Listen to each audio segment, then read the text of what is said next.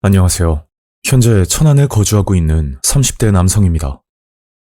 이 일은 제가 6년 전에 겪은 충격적인 일인데 이 일로 인해서 사람을 믿지 못하게 되었습니다. 저는 천안에서 작은 음식점을 운영하고 있는 자영업자입니다. 제가 가게를 오픈하고 1년 정도는 직원 없이 혼자서 일을 했었는데 점점 단골 손님도 생기다 보니 어쩔 수 없이 직원 하나를 구하게 되었습니다. 직원의 나이는 20대 초반, 이름은 박미정, 그리고 이제 대학교를 막 졸업한 여자였고 처음 면접을 보고 나서 선하고 밝은 모습에 바로 채용을 결정하게 되었죠. 예상대로 미정이는 정말 착실하게 일을 했었고 단순 서빙 일만 하면 되지만 제가 바빠 보일 때면 직접 주방까지 들어와 설거지까지 도와줄 만큼 센스 있는 직원이었습니다. 그렇게 반년 정도 같이 일을 했었고 서서히 정이 들기 시작할 때 사건은 시작되었죠. 평균적으로 가게는 밤 11시가 되면 마감을 들어가고 미정이는 주로 1시간 일찍 10시에 퇴근을 하는데 그날따라 11시가 다 되도록 퇴근도 하지 않고 가게 정리를 하고 있더라고요. 미정아, 뭐해? 얼른 들어가. 오늘 고생했다. 그러니까 뭔가 할 말이 있는 듯 눈치만 보고 서 있는 겁니다. 반년간 같이 일을 했으니 이 정도 눈치는 단번에 알아볼 수 있었고 저는 무슨 일이냐고 다시 물었죠. 사장님 있잖아요. 제가 급히 돈이 필요해서요. 미정이가 했던 말은 집안에 일이 생겨 급히 돈이 필요하다는 말이었는데 그게 무려 1,000만 원이라는 큰 금액을 빌려달라는 겁니다. 무슨 사정인데? 많이 급한 거야? 미정이는 한동안 말을 못하고 있다가 힘들게 말을 꺼내더라고요. 아버지가 많이 편찮으셔서요. 급히 수술을 하셔야 되거든요. 미정이 아버지는 현재 투석을 받고 계시는데 며칠 뒤에 신장 이식 수술을 앞두고 있다는 그런 내용들이었죠. 그러면서 미정이는 눈물을 흘리는데 갑자기 너무 측은한 마음이 들어 큰돈이지만 미정이를 믿고 돈을 빌려주게 되었습니다. 상환 방법은 월급에서 조금씩 차감하는 조건이었고 그때 들었던 생각은 요즘 보기 힘든 착한 효녀라고만 생각을 했었죠. 그리고 돈을 빌려주고 나서 일주일 정도 지났을 때 고등학교 때 알고 지내던 민수라는 친구가 가게에 놀러왔고 그날 가게 마감을 하고 둘이서 술을 한잔하기로 했었습니다.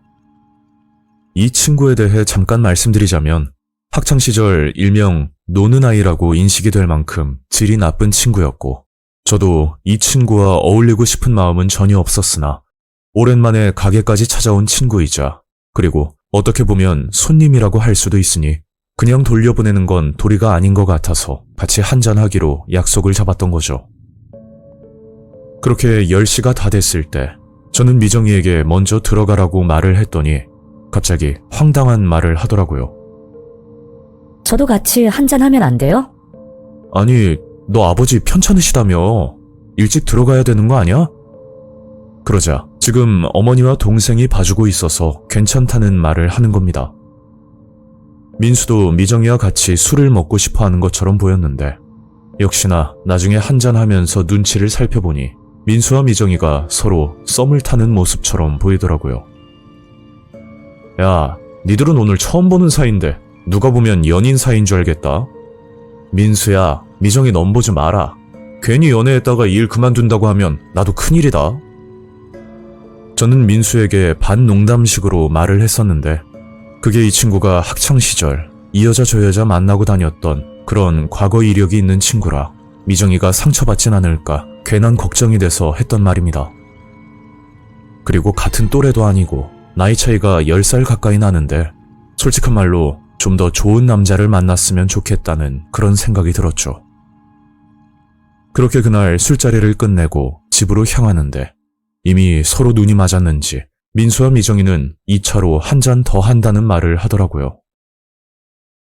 걱정은 되긴 했지만 서로 성인이고 제가 뭐라 할 수 없는 입장이니 저는 그 길로 집으로 들어갈 수밖에 없었습니다.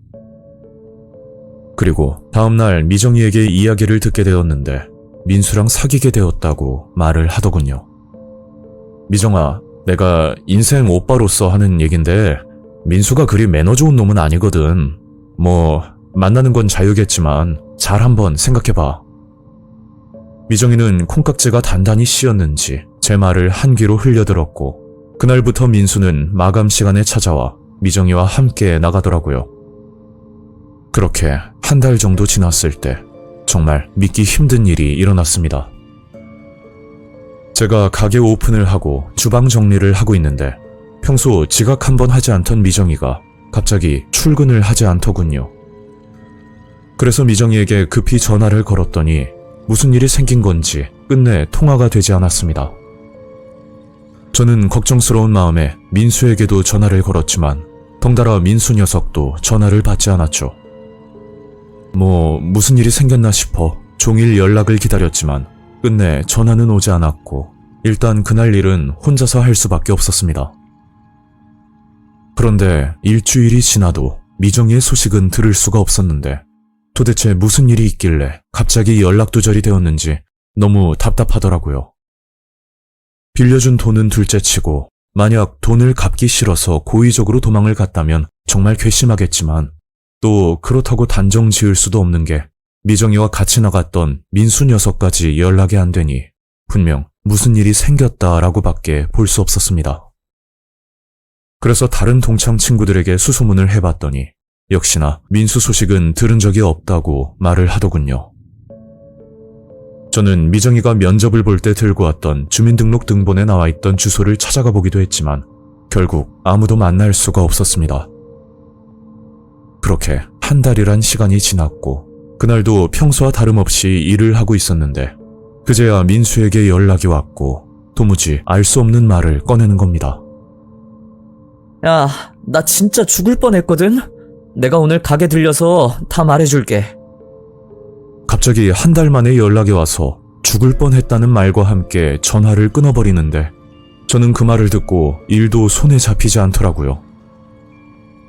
그리고 그날 밤은 일찍 마감을 하고 나서 민수를 만나게 됐는데 어디서 뭘 하고 지냈는지 부쩍 말라 있었고 안색도 좋아 보이지 않았습니다. 민수는 온몸을 떨면서 말을 하는데 만약 이 말이 사실이라면 곧장 경찰을 불러야 될 일이었죠. 지금 밖에 서 있는 남자 2명 보이지?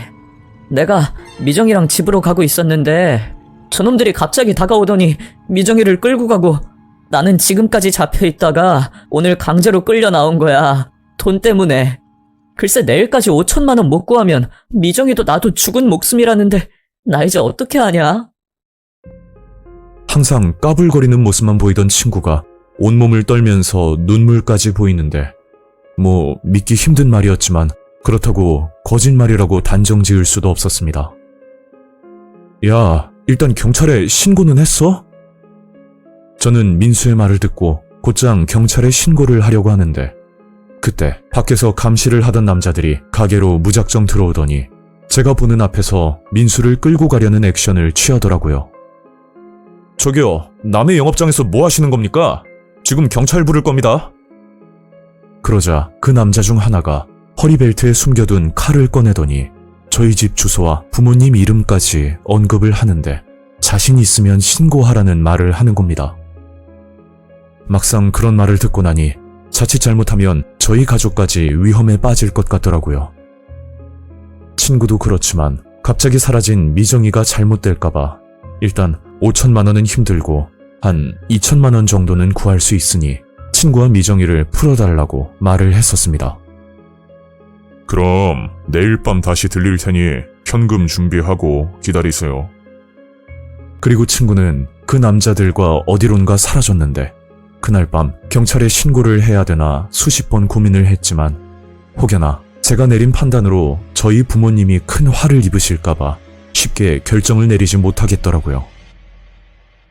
결국 다음 날 은행으로 가서 현금을 찾고 난 뒤 그 남자들을 기다리고 있었는데 앞전에 민수를 찾으려고 수소문을 했을 때 제가 개인적으로 연락을 했던 다른 동창 친구에게서 전화가 걸려왔죠.